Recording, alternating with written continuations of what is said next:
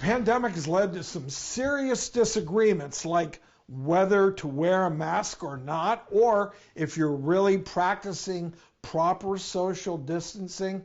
Well, tensions rose to a boiling point, and some still exist. But our next guest has found the key to reconnecting with others, even strangers.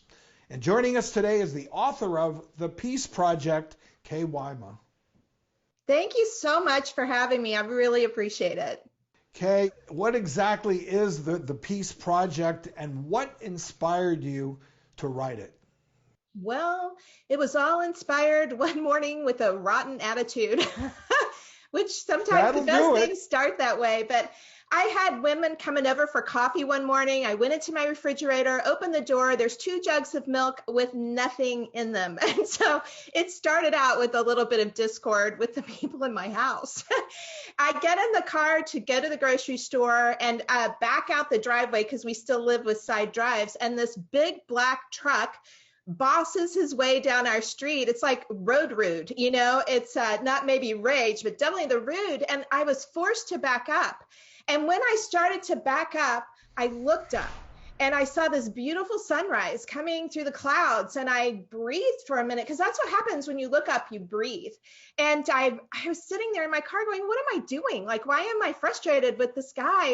And so I genuinely at that point backed up, and it was like, please go ahead. And so in that moment, I also was like, I'm in a car, it's air conditioned, I'm going to a grocery store where there's refrigerated items, and everything starts to be better. And even as that guy is passing me, I look in the window and see a person. And to myself, I thought, I have no idea what's going on in his day, in his life. He could be racing to the hospital, late for work.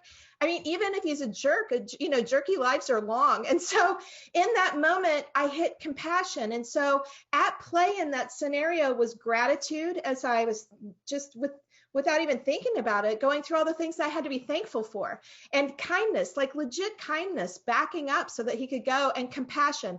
And they're so powerful. I literally physically felt better. And I know, Dr. Orton, you know the things that are going on in your brain when you practice things like thankfulness and kindness, because they fire the endorphins. So you literally physically do feel better.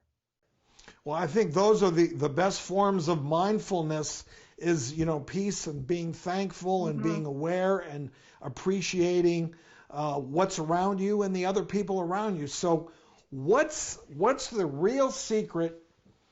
I want to know, because I want to be able to achieve that as well as everybody else out there.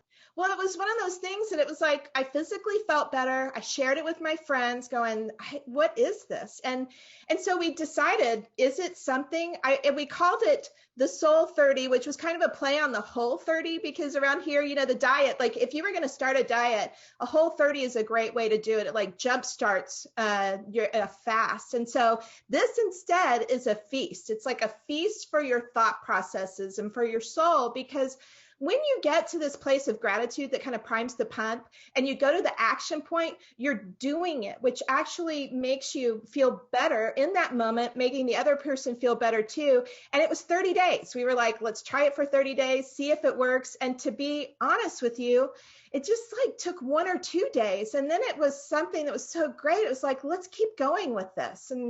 And so I highly recommend even just 1 or 2 days of just practicing thankfulness, kindness, and mercy.